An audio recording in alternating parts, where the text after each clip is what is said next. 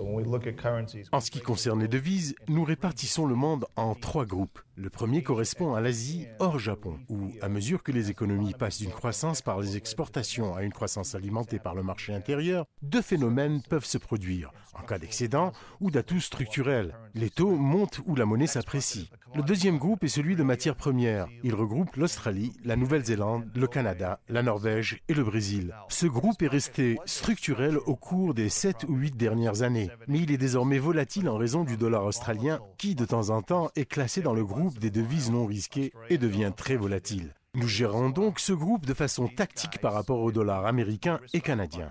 Le troisième groupe correspond aux marchés développés. Il regroupe le yen, l'euro, la livre sterling et le dollar US. Si l'on compare ces monnaies au Canada, les fondamentaux au Canada sont largement supérieurs et le UAR devrait surclasser ces monnaies. Ainsi, si nous investissons dans ces dernières, nous serons couverts. Pour la situation du dollar US par rapport au UAR, nous regardons toutes les cases que nous avons cochées qui sont positives. Sur le front politique, nous savons maintenant que nous avons un gouvernement majoritaire pour 4 ans. C'est bon. Fusion et acquisition. C'est bon. Différentiel de taux d'intérêt. C'est bon. On poursuit avec les matières premières. Là, nous sommes en terrain connu. Puis, il y a quelques autres petites surprises. Vous avez d'importantes réserves d'eau au Canada sur lesquelles il sera éventuellement possible de miser. On s'aperçoit en outre que le marché voit les atouts structurels du Canada d'un meilleur œil que l'Europe et le Royaume-Uni.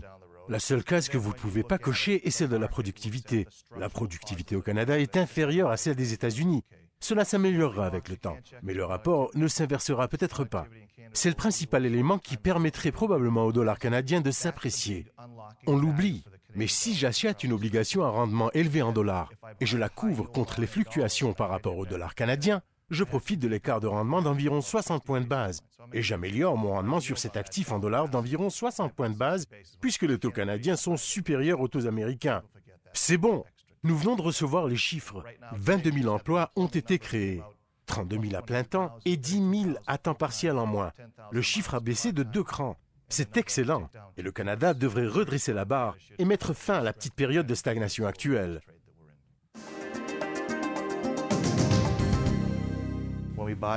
Lorsque nous achetons une obligation et couvrons notre position contre les risques de change, nous devons savoir comment sortir de cette situation en cas de volatilité ou d'évolution de l'actualité. Prenons l'exemple d'une obligation d'État qu'on achète parce que son risque de crédit et de taux d'intérêt nous convient.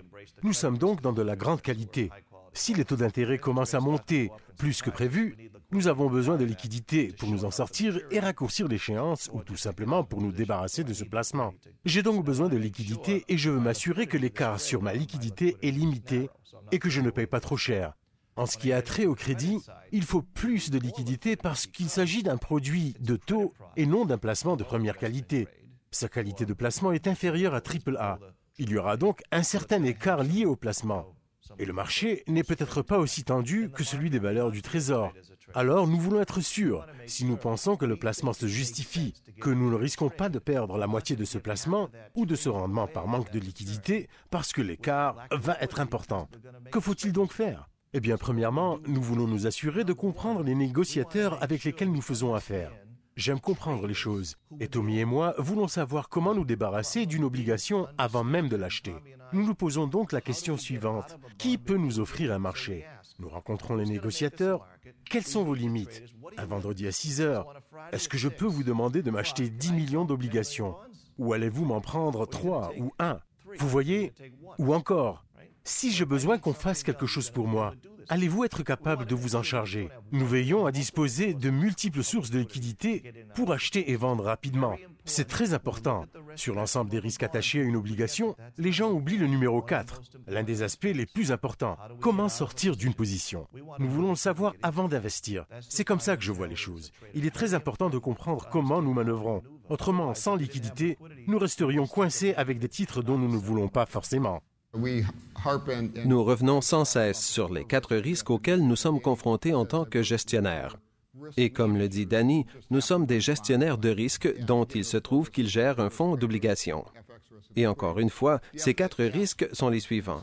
Le risque de taux d'intérêt, le risque de crédit, le risque de change et le risque de liquidité.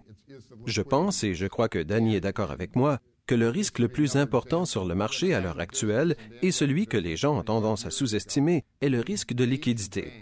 Je vous donne un exemple. Quand j'ai commencé dans le métier et quand Danny a commencé il y a 25 ans, toutes les grandes banques avaient des centaines de millions de dollars d'obligations en stock.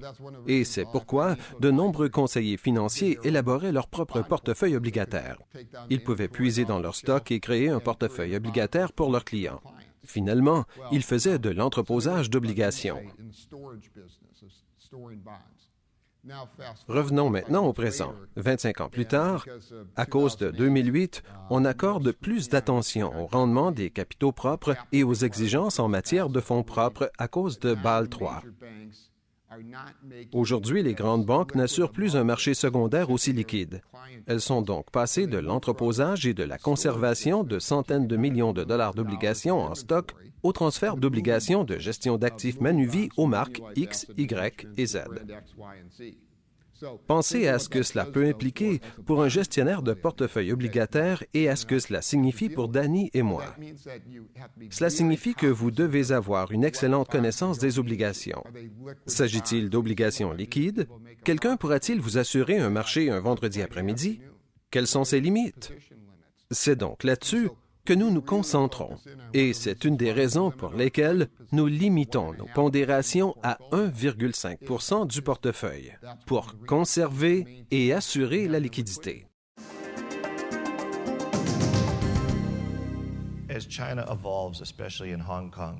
À mesure que la Chine évolue, surtout à Hong Kong, elle autorise des ressortissants de Hong Kong à convertir leurs dollars de Hong Kong en dépôts de CNH. Il s'agit de dépôts étrangers en yuan, émis à Hong Kong. C'est la raison d'être des CNH. Il s'agit de titres étrangers. Ils ont donc besoin d'un marché pour cet argent. C'est ainsi qu'est né le marché des obligations Dim Sum ou obligations CNH. Caterpillar et McDonald ont procédé l'an dernier à de petites émissions juste pour voir comment le marché réagirait. Et ces émissions ont été largement sursouscrites avec des rendements moins élevés de l'ordre de 2 ou 3 %. Mais les gens ont besoin d'un marché pour cet argent. Il s'agit selon nous d'un grand marché intéressant. Nous essayons donc de réfléchir à la façon d'y investir.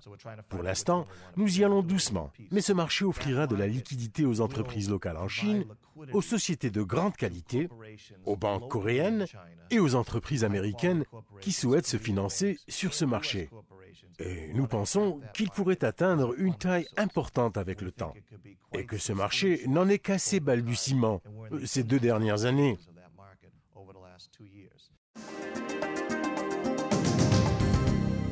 Nous ne sommes liés à aucun indice. Nous sommes indépendants à l'égard des indices. Nous n'avons donc pas à respecter un indice donné. Alors, que se passe-t-il si nous pensons que le contexte de taux d'intérêt est fragile et que les taux vont monter? Eh bien, nous pouvons miser sur des situations moins sensibles au taux d'intérêt, comme des titres à rendement élevé, des marchés émergents ou certains placements en devises, et octroyer à nos portefeuilles une duration inférieure à celle des marchés, de façon à obtenir une moindre sensibilité au taux d'intérêt.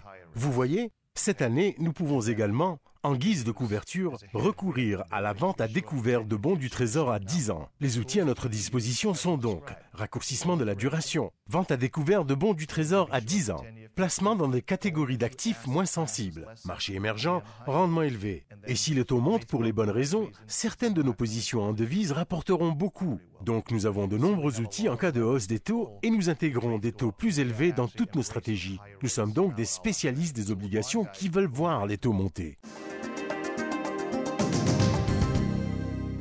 Parce que Danny est un expert des obligations mondiales et des marchés d'échange, il lit vraiment les notes des banques centrales. Celles du gouverneur Carney pour la Banque du Canada ou de M. Bernanke. Dans ce cas, Danny lisait les notes de la Banque centrale d'Indonésie et, pour commencer, je ne crois pas que beaucoup de gens lisent les notes de la Banque centrale d'Indonésie. Bref, dans ces notes, il était indiqué que la Banque centrale allait permettre à sa monnaie de s'apprécier afin de réduire l'effet de l'inflation. Et qu'est-ce que cela signifie pour un spécialiste des obligations mondiales et des marchés d'échange? Cela signifie que vous voulez prendre une position longue sur cette monnaie. Si on regarde les choses de façon simpliste, le moyen le plus simple de prendre une position longue sur cette monnaie consisterait à acheter de la dette souveraine indonésienne. Mais, à cause de la crise de la dette asiatique des années 90, il existe une retenue à la source de 20% sur les titres de dette souveraine indonésienne. Or, nous voulions aller chercher tout le rendement que nous pouvions. Alors, ce que nous avons fait, c'est que nous avons travaillé avec nos collègues d'Indonésie, où nous avons des bureaux, mais non des bureaux de vente, et nous avons effectué une demande inversée. Nous avons donc travaillé avec une banque d'investissement en tant qu'acheteur d'obligations, procédant à une demande inversée. Cela consiste à aller sur le marché et à dire, voilà, nous voulons créer une obligation présentant ces caractéristiques. Les 4 risques dont nous devons toujours tenir compte sont le risque de taux d'intérêt, le risque de crédit, le risque de change et le risque de liquidité. On mise donc sur ce risque de change.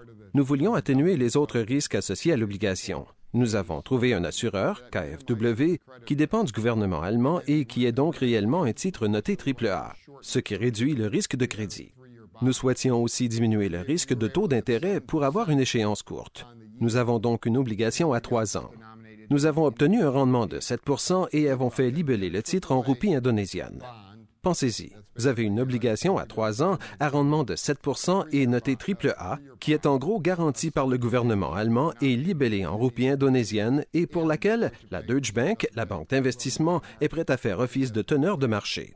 Nous avions donc la liquidité.